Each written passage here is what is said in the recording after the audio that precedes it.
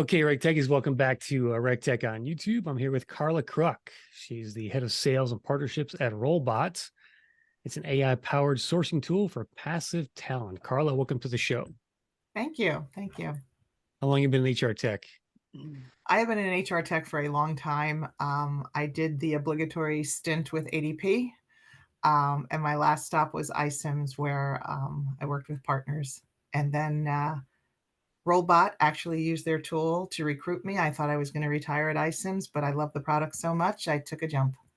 Yeah, let me read a description from the Robot website to get us started. It says Robot is a bionic arm that amplifies your internal recruitment team's efforts, completely removing the manual lift of sourcing, delivering a daily cohort of passive candidates across all active roles autonomously so that your recruiters can get 90% of their time back, focus on engaging and interviewing an exponentially larger pool of qualified candidates. All right, that's a bold statement there, Carla. Why don't you share your screen and show us exactly what this thing is? Absolutely, I'd love to.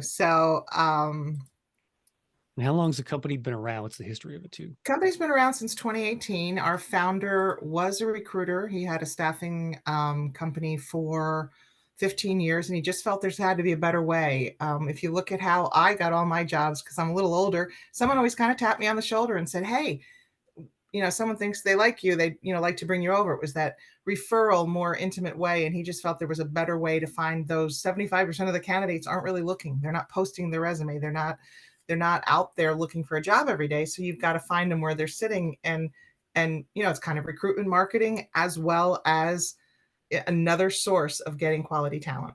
And that's what he developed. Okay. So what we have here is Robot. Can you see my screen okay? Yep. And we made it simple, stupid simple to use, because we don't want our users to be spending a lot of time in it. It's a SaaS-based application, which allows the users to go in and basically check their new talent every day.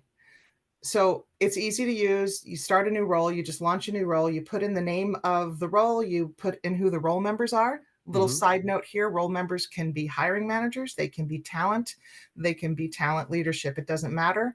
And we don't limit the amount of seats that someone can use, and we don't charge for them. Okay. Uh, Another side note, we are integrated with Greenhouse, Lever, SAP, and iSIMS. You don't see it there because we don't have a sandbox yet. But those are the integrations that we have today. Once you launch that role, we let you know that it's waiting for setup. It's an immediate response. So you'll see it come into the fold, and you'll get the waiting for setup, and you'll also get an email. You log into this, and here's where it's a little different. We're using ideal profiles. So in other words, Chris, if you were to leave the company and they said, "Oh my gosh, we have to find another Chris immediately," we would plug in your profile. Now that could be a LinkedIn profile, which is the most ubiquitous, but it could be Twitter, it could be Facebook, whatever shows that you are who you are publicly, right? Mm-hmm. Then we're going to do a second profile. That could be someone still at the company. That could be someone who left the company that you liked. That could be somebody you've always wanted in the company, but you never could get them there. Two profiles. And what we're going to do is find candidates using those profiles. I'm sorry, I'm gonna pull this one. Mm-hmm. So then you go in, and the next screen is just going to allow us to put some information. Who's going to be interviewing this person? What is their title? So it could be the president of the company, right? It could be whomever. We do find people can do one of two things. They can say, let's let the hiring manager do the initial selection of the candidates, but let's let the talent person still do the interview, or vice versa. So it's fluid. We put in a Calendly here. If they don't have a Calendly, we have another section where we use Chronify to link to the most popular calendars for easy scheduling. And then we ask a little bit more about the job. This is for behind the scenes. So we're not posting the target salary. This is just for us to better understand. You can put a job description in, it's not manual, because one of the things we believe is it eliminates the job description, which again is the first step to a quicker to hire process. But Mm-hmm. really what we want to know is, why would someone who's passive take an interview, right? So this could be something as, we're very innovative, although we're not a well-known name, we're doing autonomous tractors, and you can learn the same, you can learn faster, quicker, or something if you're looking for engineers. Whatever it is that's going to take a person who is sitting at their desk that gets tapped on to take the interview, or to at least be curious. We'll put in where they need to be, where office location, and what kind of environment is it, hybrid, whatever. That's it. And now you're ready to go. As soon as you submit this, Rolebot goes ahead and starts looking for candidates. And the next day they deliver 15 candidates. Now, everybody says, why 15? Can I have more? Can I have less? Whatever. We have found that 15 is the ideal number that people can clear out, especially if they have multiple roles. And it also is the ideal for us to make sure, because it is a numbers game, that we're going to meet the numbers that our clients need to get interviews into the fold. That's interesting number. Can you add to that if you go through those and you Well, know? what happens is you clear them out every day. So what we're saying is, here's where you're going to spend maybe 10 minutes a day, get a cup of coffee, and you're going to look at the 15 that we send you. One side note, every batch of 15 will have 1/3 guaranteed diverse candidates based on the US Census. All right. So then I'm going to just take a look at these. And maybe the first couple times that I do this, I'm going to say, ugh, I don't want this or I don't want that. We do allow to improve results where we say, let's put some must skills in, let's do some feedback.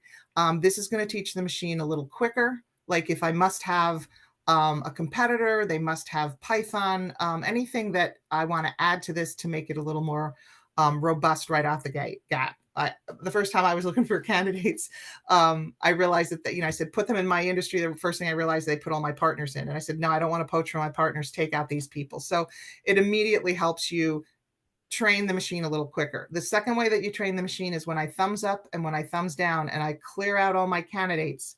The next round, the machine says, okay, this is what you liked. This is what you didn't like. We're going to give you more of the similar and less of the ones that were not similar. So it's real easy. We curate a little profile. All right. And this profile is not a resume. It's just what we've curated based on the sites that we go out to. And then we will give a social link. If they are on LinkedIn, that will be the social link that we serve up because that is the one most people are used to looking at. This will allow you to look further if you don't feel that this is enough to help you make a decision. But keep in mind, we are finding lookalike candidates. It's top of the funnel. They qualify from the way they're living out loud based on they have the same skills, trajectory, etc., that other candidate, the two ideal candidates had. So then you just go and you accept or you decline. And it's that simple. And you go through all 15. Once you've accepted, the accepted go into the bucket. Not only does the accept and reject teach the machine learning, but the accepted is where we do this and nobody else that we understand is doing it. We are now going to do 2.5 weeks of outreach. So no longer, if you're doing LinkedIn, do you have to find them one at a time and then go and try and find their publicly accessible contact information and then go and build an outreach program. We do the outreach. We're going to outreach them to them for 2.5 weeks, wherever they are publicly. And then once we know more about them, as they start giving us responses, we're going to let you know what's happening. If they're happy in a role, maybe it's the commute to distance. This allows our clients to tweak something. If everyone says the commute's too much, maybe this should be a hybrid role. If everyone is complaining about the salary too low, maybe we have to change the salary, but it gives a good feel of what's happening. The other thing it does is we get the interviews, and once they get an interview, you would have the information again about their profile. There's always a link to their most common link in the invite. We put the details of when the interview is and who's the interviewer, and then they also get the contact information. Once we've exhausted 2.5 weeks of contacting, all your accepted candidates are yours, and we give you all their contact information so you can put them in your CRM or you can do additional outreach. We also provide some metrics on response rate, sourcing accuracy, and diversity inclusion, and you can kind of see where people are responding. So this kind of gives you a nice high level of what's working, what's not working. It can also be filtered by role, and it can be filtered by individual. Yeah. And really, that's it. It's designed to be simple because really what you're just doing is launching a new role, telling us what to look for, selecting and deselecting, and that's teaching them the machine. The clients that use it love it. We do have customer success people that make sure that if people aren't turning over their roles every day or having problems, tweaking the system, once they learn the system, it becomes a very easy task to just grab some coffee. I think one of our clients said now that they use Rolebot, evenings they don't open their laptop and start sourcing. They can actually go to the gym. So Yeah, it's a it passive works. candidate delivery system Yep. for the employer. The outreach, is that does the employer choose that, or is that automatic? Does it just happen automatically? The outreach is part of the turnkey. However, if there are roles that someone says, you know what, this is a delicate one, I'd rather do the outreach myself, they can do, you do have the choice to turn off the outreach. We find the clients that say they want to do it themselves get better results when they let us do it. Gotcha. Very cool. All right. Yeah, it's a pretty simple product. I like simplicity too. I mean, it is a very you deliver one thing, passive candidates, and that's there's not a lot of work involved here, right? In terms of using the tool, I think. Yeah, that's the idea. Very cool. Carla, what's the best way to onboard a tool like this? Say I'm a new client. Mhm. How do I set myself up for success using Rolebot, for example? The onboarding is simple. We can onboard most of our clients in about 30 to 40 minutes.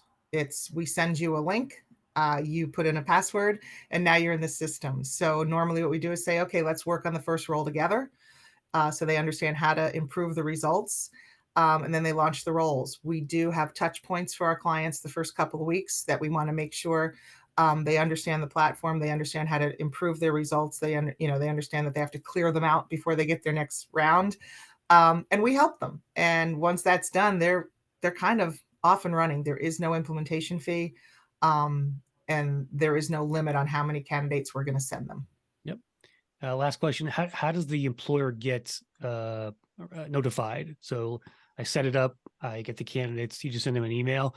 In the email, do you have all the candidates listed, or it just says click here to see your candidates? Or give me a sense of what Exactly. that's like.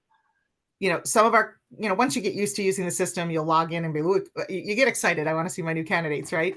So you log in and boom, your candidates are there. But we also know people forget. So we do send you hey, you have new candidates out there, click here and go get them.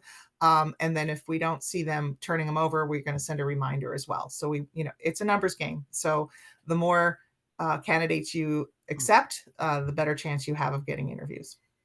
Yeah, I love this idea here, and I always think anything that just sends candidates to a recruiter automatically like this is a win in terms of its overall use and adoption. So I think it's going to be a home run for you guys. Well, appreciate the time today, Carla. It's Rolebot.io. Is that right? That is correct. That is Very, correct. very cool. And do you want to talk about pricing at all, or It's um, the one thing we will tell you is it's about the third of a sorcerer. So if you got 5 roles for us, 5 roles is they're interchangeable. So you pay monthly. It's 5 roles. You can, if you close a role, you can add another one in. But essentially, you're eliminating, the cost of adding sorcerers. You can always up the roles. If you have a surge of jobs that you want to do, you can say, hey, let's give me 15 more roles for 3 months, but then you can go back to your baseline. So it's going to help with surging, or saying, hey, we don't know what's happening next year. We do need to source, but we want our recruiters focusing on bringing them in and closing the deal, right? So we can become your sourcer and get those candidates to your recruiters, alongside the other strategies that you're using. But it works, and yeah, yeah. awesome. Well, thanks for the quick demo, Carla. And again, Rolebot.io for the audience. Thank you. I appreciate it, Chris.